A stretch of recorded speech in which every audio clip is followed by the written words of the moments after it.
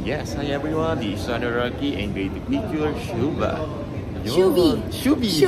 Chu, yun, iba yun. Ayun, Shubi, ano yung reaction mo nung nalaman mo na isa ka sa part ng Encantadia o ng Naku, Sangre? Umiyak talaga ako. Naku, mga kapuso. Halos siguro lahat ng artista, if not most of them, nangangarap na mapasama sa Encantadia. Of course, di ba? No, passion yan. Dream come true, di ba? It's a dream come true for me as an artist na makasama po sa pinaghahandaan for ilang years now. And nung narinig ko po yung news, of course, I cried. Kasi kahit pinsan lang ni Imaw, okay na ako. Kahit anong role dun, kahit puno lang ako dun, basta nandun kasama ako sa isang legacy.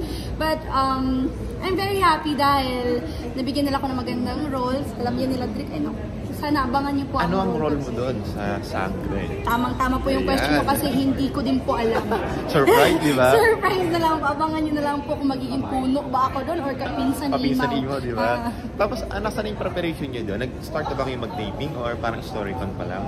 Yeah, storycon. Tapos na po namin ang storycon. Pero personally, I'm preparing myself for the fight scenes. Of course, yung mga costumes natin, kita naman talaga ang ating katawan. So, personally, I'd like go to the gym and prepare my mental health as it is very hard for us artists na, of course, yung schedules, yung day of taping, it will be hard. But I'm here and I will be prepared for it. And last question na lang, hindi ka ba na-pressure na, di ba, yung mga nakaraang Encantadia, 2005, 2016, ang taas ng mga expectation eh. So pagdating sa'yo, how's the pressure?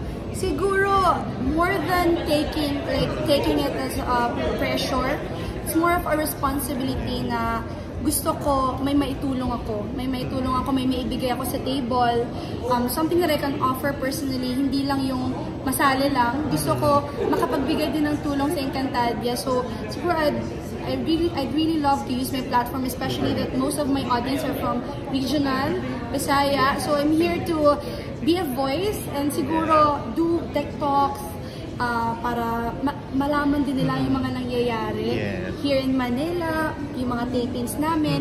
So siguro yun yung mga actions ko moving forward.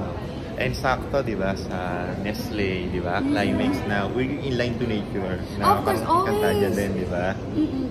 I love the nature. It's my home. Kasi mermaid po talaga ako. Wow. Joke lang. Hindi ba kasi po yung bahay namin sa isla, Bantayan Island, if you know, yung bahay namin, paglabas mo dagat agad. Wow. So, magaling ka talaga lumaki.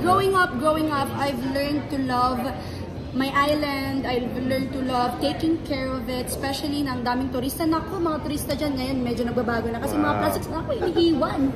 Pero, Mermaid Project is there to help the island, yung mga organizations na nandun, to help, of course, better the island.